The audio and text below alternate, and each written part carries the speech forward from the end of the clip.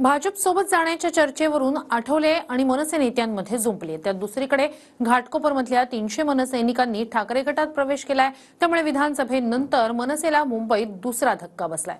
पाहूया।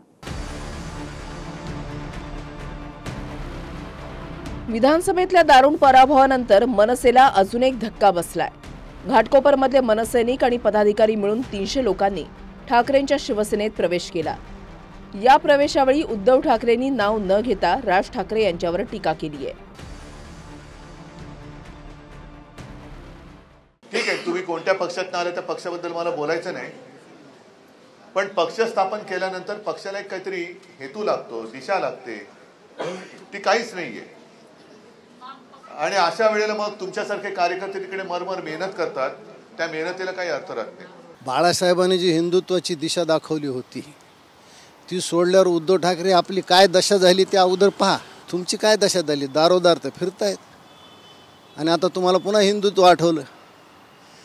एकदा जाऊन श्रावणी करा आणि मग हिंदुत्वाचं नाव घ्या।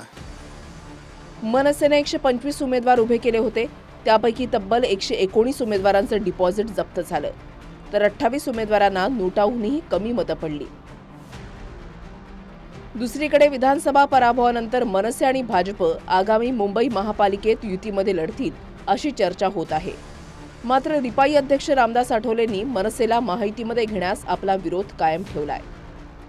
राज ठाकरेंची जी हवा आहे ती या निवडणुकीमध्ये गेलेली आहे, त्यामुळे राज ठाकरे यांनी 143 जागा तिथे लढले आणि माझ्याशिवाय सरकारच येणार नाही अशा स्वप्नामध्ये ते राहिले, पण त्यांचं स्वप्न भंग झालेलं आहे आणि त्यांनी प्रयत्न असा केलेला आहे, पण राज ठाकरे महायुतीत येतील असं मला वाटत नाही आहे।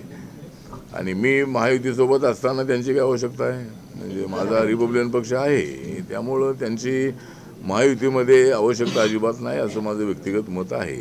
रामदास आठवले साहेब, तुमच्याविषयी पूर्ण आदर बाळगून मी एवढंच सांगू इच्छितो की गोपीनाथ मुंडेनं तुम्हाला भाजपच्या झाडाच्या खाली आणले, तुम्ही त्या झाडावर चढलात आणि आता भाजपच्या झाडाचे एक बांडगुळ आहात।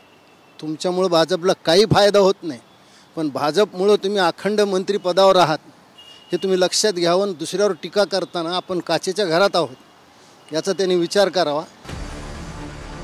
यंदा मनसे नेहमीप्रमाणे स्वबळावर लढली असली तरी निकालानंतर आमच्या मदतीनं भाजपचं सरकार येईल असं भाकीत राज ठाकरेंनी वर्तवलं होतं। तुर्तास या पुढच्या काळात मनसे प्रत्यक्षात युती करणार की पुन्हा स्वबळावर लढणार याचं उत्तर लवकरच मिळणार आहे।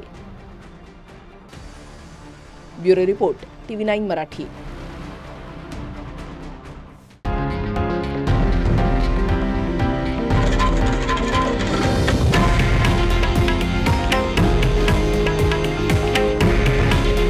हे आहे देशातील नंबर 1 न्यूज नेटवर्क आणि आपण पाहत आहात TV9 मराठी। काळजी तुमची, हित महाराष्ट्राचं।